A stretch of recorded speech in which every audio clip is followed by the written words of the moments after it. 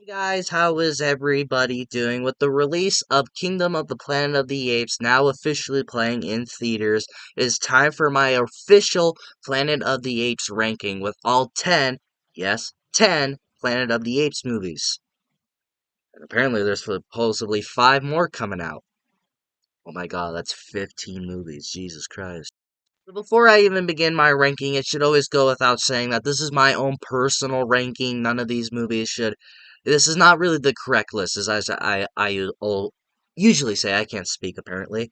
This is not the correct list. This is not the right list. This is just my own personal opinion. These are my viewings on all of these movies. So if you had the audacity to check out all 10 of these movies and you want to rank them all worst to best, please do so in the comments below, and we shall talk about it. And further out through time, we're supposed to get 5 more of these Planet of the Apes movies, and I'm going to do updated rankings if we do end up getting those movies, I guarantee you throughout time that all of my thoughts on these movies will change, and I guarantee you my ranking will change throughout time. So this is just my ranking as of right now. This is just my ranking as of 2024 of May.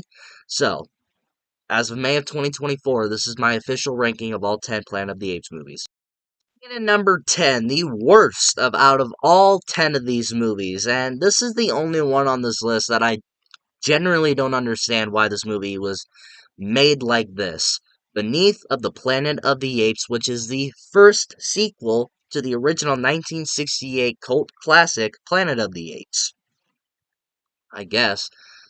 Now, walking into these sequels, I had no expectations. I had no idea what to expect from these movies. I did not know what these sequels were going to look like. But I was intrigued because I knew nothing about these movies. I was very intrigued to see what the first sequel to the original movie would be after that infamous ending to the original classic, which is one of the most iconic twist endings of all time. So how are you going to follow that up? We're going to get rid of Taylor in the first 15 minutes of the movie, bring in a character that looks identical to Taylor, basically retell the entire story, and then later on in the movie go underneath the world and see all these weird people that worship a missile, and wear masks, and when they take them off, they look like weird centipedes.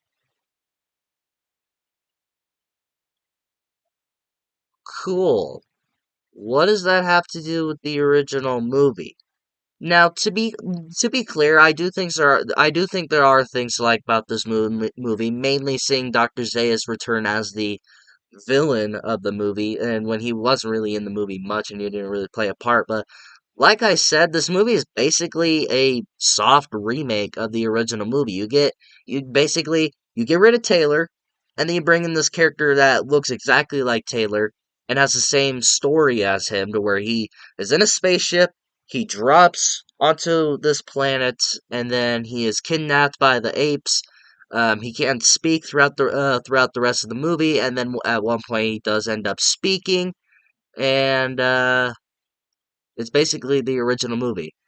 I don't know really why this movie is made this way. This movie is also too weird, to put it lightly. I don't know if that was meant to look like that. I don't know if they meant for it to look like that, but it does not work well, especially if you're gonna make a sequel to the original Planet of the Apes when you have that amazing ending and you follow it up with this movie.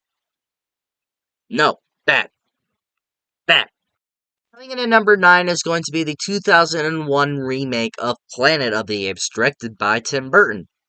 I'm always negative with this guy on this channel for some fucking reason. But yeah, so to give a little history on this movie, I didn't talk about it when I reviewed it. This was actually not the first Planet of the Apes movie that I watched, but I watched this movie after I saw the trilogy of Planet of the Apes, because apparently I own this movie. This was the only other Planet of the Apes movie that me and my father owned, and unfortunately, this was my grandpa's favorite Planet of the Apes movie. I really wish I could have had a conversation with him about this movie. So, this was apparently his favorite, and so my dad bought the movie, and he cherishes this movie, and he kind of loves the movie because of that reason. So, good on him for that, and I'm proud of my father for that. But when I first watched this movie, I didn't really mind it. I thought it was okay. The entire time I was sitting there, I was like, oh, that was okay, I guess. It's not really a great movie, but it not bad either. But once you watch the original Planet of the Apes movie, and then you watch the remake, there's a big difference. Now, I truly do love not Mark Wahlberg, but I do like Mark Wahlberg. I love Tim Burton. I love him as a director, but this movie just does not feel like a Tim Burton movie. When you see a Tim Burton movie, you will know from like the opening minute of one of his movies that you know it's a Tim Burton movie. First, it doesn't even feel like a Tim Burton movie, and it's unfortunate. Now, do the apes in this movie look fantastic? Yeah, because this was the last time we ever saw a practical looking ape. So kudos on them for that, and I'm happy about that. If this is the final time we'll ever see practical effect apes, I'm fine with that. And General Thade, the main villain of this movie, he's awesome as well. I do think he's a pretty menacing villain. He's a very physically menacing villain, and I do like him for that. But everything else about it, the human characters, Mark Wahlberg, who I truly love as an actor, and I do think he's a great actor, he just does not look like he wants to be there. He honestly looks like he every time he was just on set, they called him in 3 hours before they needed to actual shoot the movie. He would show up on set and he's just like, was like, oh, we don't need you for another 3 hours. It's fine. When he only got like 2 hours of sleep, it's like, well, fuck, dude. Like he just seems tired, and these stupid subplots, like especially the apes being afraid of water. Get out of here with that. That is one of the stupidest things that has ever been introduced in this franchise. So, all in all, it's not a very good remake. I never did like remakes, and I just barely enjoyed Beneath the Planet of the Apes. So let's just say that. From here on out, I really enjoy all these movies, and I would give a positive review to basically all of these movies, and I do think that they're all really enjoyable movies, so I would recommend all these movies. So coming in at number 8 is going to be Battle for the Planet of the Apes. Now, I do understand why this movie is lower on people's lists and on like everybody else's list, but I do think that this is an okay final chapter in this original Planet of the Apes series. I do think it's very entertaining, and I do like the whole thing about like how the gorillas of this movie are basically hate humans, and the rest of the ape community doesn't mind them. They believe that they should live with them as equals, but have them do biddings in a way. And after rewatching Dawn of the Planet of the Apes after like 3 or 4 years, this movie has a lot of elements of that. Like I just said, the gorillas basically hate the humans, but Caesar believes that they should just live freely and they shouldn't go to war because that will have a risk factor of killing all the apes and killing their entire population. That's basically Dawn of the Planet of the Apes, and I do think the final battle at the end of this movie is pretty cool, and I do like it. But my main issue with this movie is the main villain with the gorilla, because I don't think he's a very menacing villain. I don't think he's a very threatening villain. And the way he's portrayed, I don't think the guy who portrayed him, I don't think he does a very good job. I didn't care for him. And the human characters, they're not given anything to really do at all. Like they're just there. It's just like, "Oh, we want war. That's all we want." It's like, "Well, can we get more explanation? Can we get a history on you guys? Can we have some character development? Can you have like at least a dead wife or something?" But I don't know. It's an okay finale to the original Planet of the Apes franchise. I guess I'm more forgiving on it because I see more negative than positive than people on this movie, but I do think it's an okay movie. It's fine, and I definitely would rewatch it. Coming in at number 7 is going to be Escape from the Planet of the Apes. Biggest, uh, the biggest, mark in this franchise, I would say. This is the black circle in this fucking franchise. So basically, what Escape from the Planet of the Apes is you get Cornelius and Zyra, who are the two main apes from the original Planet of the Apes that studied and looked over Taylor in the original movie. They get into a spacecraft before the entire nuke exploded the future of Earth, and they are sent to the past of the Planet of the Apes into the 1970s, and that they get there and now they have to learn the ways of the humans, and they have to learn the ways of the past of the Earth. And I really enjoy that, but why I say this is the black circle of this franchise is that this movie is basically a 70s sitcom, and this could be mistaken for a pilot to a 70s sitcom Planet of the Apes show that was probably written, but they were like, oh, that show got canceled. It's like, okay, we'll just keep all this. Okay, in the final moments of this movie, we'll have something dark.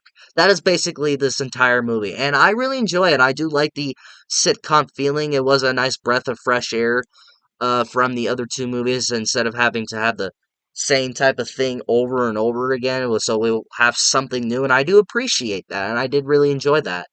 But again, human character, the main villain of this movie, I just felt that he was just weak, and he just felt like some nobody. I like his motivation now that I remember it, is that basically the humans of this movie find out that the apes of the movie, Zyra and Cornelius, are from a future Earth, and then they find out that later on the Earth that these apes basically torture the fuck out of them and basically keep them as pets, keeps them as slaves as well, and they realize that these apes basically fuck them up in the future, so they see these guys and they're like, okay, we need to kill that your kid, and we need to kill both of you so we make sure that doesn't happen.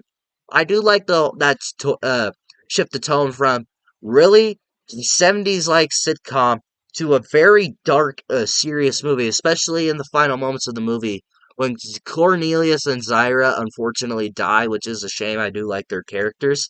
But what we get right after this movie is probably why I like this movie more, because I do really enjoy Escape from the Planet of the Apes. It's a black hole of this franchise, but it's still a good movie. I really enjoy it, and this is a movie if I ever wanted to laugh at a Planet of the Apes movie, I would definitely throw this movie on. Coming in at number 6 is going to be Conquest of the Planet of the Apes. This is the follow-up to Escape from the Planet of the Apes, and now we follow this franchise's Caesar, which is played by Roddy McDowall, who also played Cornelius in the Planet of the Apes movies. And I didn't really know much about this movie. All I knew and what I was told is that this movie basically sets up and is the movie that shows us how we got to the point of the original Planet of the Apes. So I was really intrigued by that. And then I find out, and as I'm watching the movie, it's basically Rise of the Planet of the Apes, but a 70s version of it. And I try not to let that kill my experience, but when you grow up with Rise of the Planet of the Apes and then you watch this movie, you can definitely tell there's something there. But nevertheless, I do enjoy this movie. I do like how this movie is now set in the future. I do like Roddy McDowall's performance as Caesar, not quite as good or even as close, near close as Andy Serkis's performance as Caesar. But I do think that, excuse me, his performance in this franchise and the performance of this Caesar, I do like him. I do like that, and I do like seeing the uprising of the apes. I do love seeing that, and I do really enjoy the darker tone of this movie. That is something that I really enjoyed, the different tone shift from Escape from the Planet of the Apes when you get this like 70s like sitcom, and now you got this really dark movie.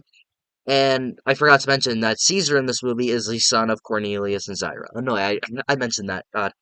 But yeah, I really enjoy this movie. The only thing that really bothered me throughout this entire movie was that this movie felt too much like Rise of the Planet of the Apes. But once again, the Rise of the Planet of the Apes took inspiration from this movie and took inspiration from this story. So I can forgive it for that. But as you'll see much higher on this list later on, you will see how much I love Rise of the Planet of the Apes. But yeah, Conquest of Planet of the Apes, I really love this movie. It's a really good follow-up to the Escape of Planet of the Apes, and I would contend that this is the true sequel to the original Planet of the Apes.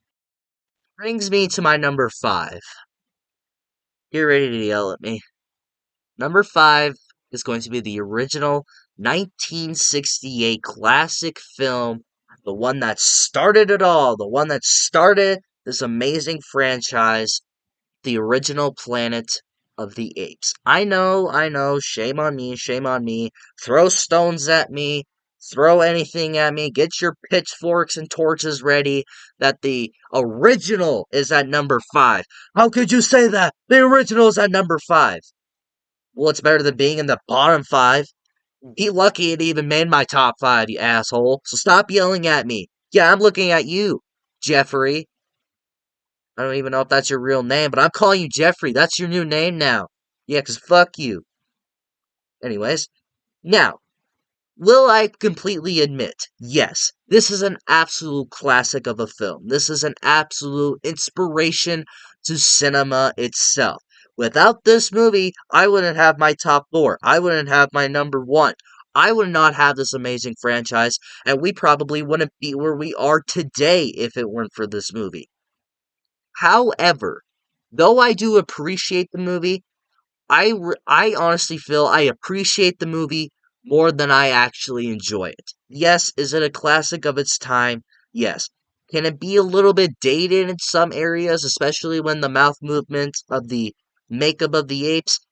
Absolutely. But it's still a great movie. It is still an enjoyable movie. I love the story of this man crashing on this planet, thinking that it's a different planet, and then you follow his story and you follow them. You meet the great Cornelius and Zyra, who we grow to see more in this franchise. It's a classic film for sure. However, I more I more admire the movie and I more appreciate it than I really more than I'm really entertained by it. More than I truly like the movie. There are times where I would say I appreciate the movie more than I enjoy it. And this would be in the conversation because I don't see myself rewatching this movie as much as my top four.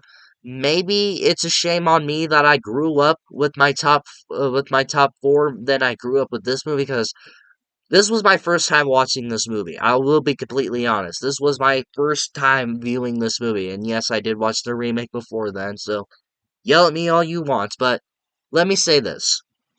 Be lucky it's in my top five. Coming in at number four. I know, I'm sorry. Kingdom of the Planet of the Apes.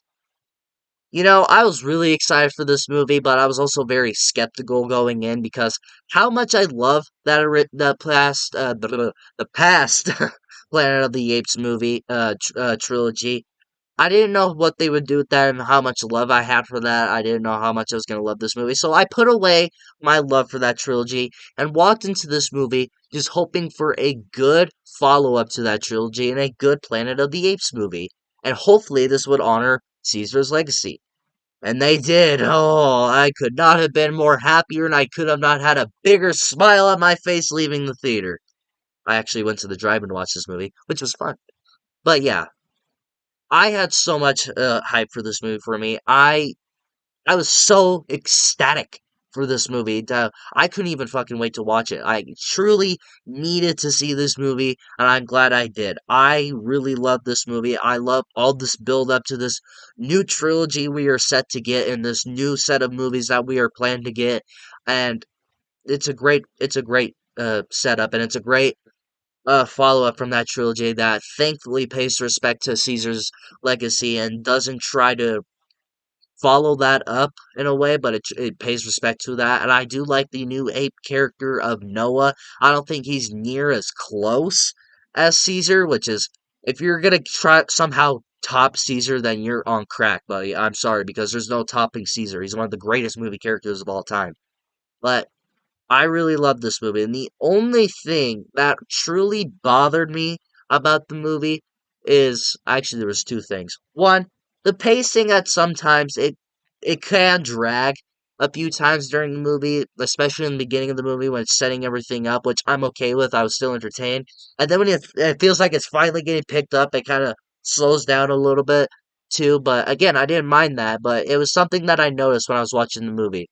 And the main thing that really had me upset when I was watching the movie, and as I was leaving the theater, driving, is that we didn't get to see much of the villain of Proximus Caesar.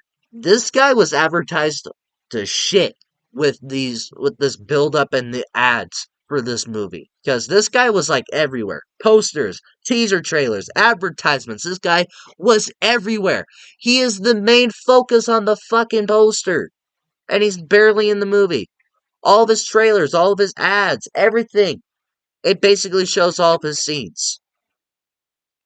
Still a cool villain, but please, more screen time. And I really wish he didn't have the fate that he did because I wanted to see more of him. Moving on into my top three. Now, like I said at the beginning of this video, my ranking will probably change throughout time, especially these top three. At this point, these three movies might as well be tied, that they're so fucking great and they're all amazing. I love every single one of these top three movies, so it was hard for me. It was hard for me to do this ranking in the top three because I loved all these movies. But, as of right now, my number three is going to be Rise of the Planet of the Apes. Now, this movie is very important for me, and not because how much I love the movie, but how much it did for me growing up, because along with Dawn of the Planet of the Apes, which I'll get to soon, this was one of the movies that I always grew up watching. This is a movie that I've always adored growing up, and this movie is very special to me. You will never see another Rise of the Planet of the Apes fan whore like this guy. I'm an absolute whore for this movie. Growing up for this movie, this was one of my movies that I would always pop in over and over. I am surprised that I didn't burn out the fucking disc for this movie. I watched it so many times. That is how much I love this movie growing up. And I truly don't have any issues with the movie. It is a perfect film. And with Caesar, who has like no line of dialogue in this movie, he only has like two lines. If you are able to make your character so likable and you can feel his emotions and you can gravitate him so much by physical performance, then one, you have a great writing team, not a burp, excuse me, and two, a great actor in Andy Serkis performing him. I've said in my review, and I've said throughout this entire trilogy review, Andy Serkis, he is truly great as his character. I will never say that there probably will never be another character that he plays that will top Caesar because holy fuck, he's great in this movie. And the scene where he says no is amazing, and the human characters I truly do like, and especially John Lithgow's character. When you look at like his performance record, you look at his performances in like him as the Trinity Killer, and then you see him in a role like this. It's like this guy can really do anything. Like he truly can. All in all, Rise of the Planet of the Apes, it's a fantastic start to a fantastic trilogy, and I truly love the movie. Coming in at number two is going to be War for the Planet of the Apes. Now, I will be completely honest, I have not seen this. I did not really watch this movie at all for the first time until last year because growing up when this movie came out, I loved Rise and Dawn so much that whenever this movie was coming out, I was super excited. But when my dad finally bought the Blu-ray for me, this was like at a point in my life to where I would never go to the theater. But now that's all I do because I have nothing to do. I would always watch Rise and Dawn, and then when he bought the Blu-ray, I was so excited. And when he put in the movie, it was like, I don't know, like 8 or 9 at night. And this was at the point of a time where I thought 2 hours and 20 minutes was too long, but now when you look at nowadays, every movie has to be that long, up to 3 hours even. It's like I fell asleep watching the movie, and then after that, I never tried to watch it again because how much I loved Rise and Dawn. But then when I watched it for the first time last year, I fucking loved it. I thought it was an amazing movie. And then I rewatched it again, and I still love this movie. This is a great closeout to this amazing trilogy. And I would still contend these are the best looking these apes have ever looked. And these, not only in this trilogy, but ever. I do think the VFX and Kingdom of the Planet of the Apes is amazing, don't get me wrong. But the VFX in this movie is just so perfect. It to where they look grayer and they look older, and the villain of the Colonel, played brilliantly by Woody Harrelson, is probably the scariest villain out of all of these villains in this entire 10 film saga, because this guy is mean. Like, this is like a villain that never really has to get his hands dirty. In a way, he's like a Nazi to apes. He kills all apes. And that's all he's set out to do. And he wants to protect the human race. I don't want to get into Hitler or anything or World War II. But he's basically a Hitler in in this movie. He's basically the Hitler for apes. And that sounds fucked up saying that, but it's the truth. When you watch the movie, it's the truth. And a lot of people don't seem to love the dark tone of this movie. But when you have the title of War for the Planet of the Apes, and this movie is legit about a war and trying to protect the apes, you're gonna have a dark tone, and I love that about this movie, and I like that. It's something that I really liked about the movie, and I just love this movie. It's a great closeout to this trilogy, and the only thing that I really don't know how to feel about is Bad Ape, and a lot of people seem to like him, and I'm glad about that because for someone who likes the dark tone, for having like a few comedy moments in here, it just felt off, but it was like a relief of like stress on you to where so much bad and darkness is happening. You need to have some joy in you. So, Bad Ape, introducing him late was probably my main issue. But of course, coming in at my number one is Dawn of the Planet of the Apes. You are never going to top this movie. I'm sorry, because you have 10 movies, and if I'm saying my number one is a perfect movie out of 10 movies, then you know your movie is great. I will be damned when the day comes that a Planet of the Apes movie will top this movie. We all know that it isn't, because let's be honest, no movie's going to top this movie. Because it's a fantastic follow up to Rise, to where when you watch Rise and you're like, how could it get better than this? How are you going to top this amazing film? And then Dawn comes along and then slaps you across the face and says, here you go. Oh, I fucking love this movie. And the main reason why I love this movie is Koba. Koba is the main reason why I love this movie. Koba is the reason that I constantly rewatch this movie over and over and over, is because of Koba. Koba is such a great villain. And this is a villain that you understand, and you understand why he's doing what he's doing. And I keep burping apparently. To where he's been tortured and had so many surgeries on him because of the humans. You understand why he wants to kill all of them, and you understand why he wants to start a war. You understand him, and the man who plays him, I forget his name. Excuse me for that. I honestly feel he should be in the same conversation as one of the as a great performance alongside Andy Serkis. Andy Serkis is still better, but goddamn, is the guy who played Koba fucking amazing. But yeah, Dawn of the Planet of the Apes, again, it's gonna take one hell of a movie to top this movie because I fucking love it. Thank you all so much for watching my ranking of all 10 Planet of the Apes movies that we have right now. Let me know your ranking down in the comments below and we shall talk about it. And if you like this video, like it. If you loved it, subscribe to the bell notification so you will get notified for all of my latest videos. And of course, until my next video, I'll see you all next time.